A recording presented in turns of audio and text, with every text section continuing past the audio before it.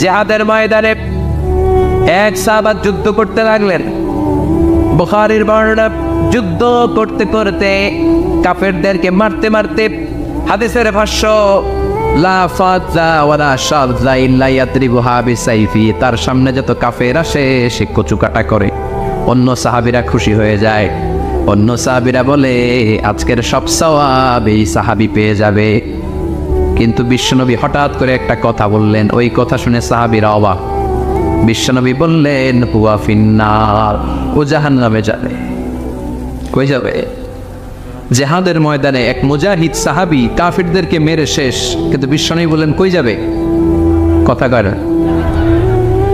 এক সাহাবী কয় ঘটনা কি, এত বড় মুজাহিদ ফি সাবিলিল্লাহ কেন জাহান্নামে যাবে? আমি লুকিয়ে লুকিয়ে দেখি। লুকিয়ে লুকিয়ে ওই সাহাবী দেখে মুজাহিদ সাহাবী যুদ্ধ করতে করতে কাফিরদের বিশাল একটা ঘাটির ভেতরে ঢুকে গেল। মারতে মারতে মারতে মারতে হঠাৎ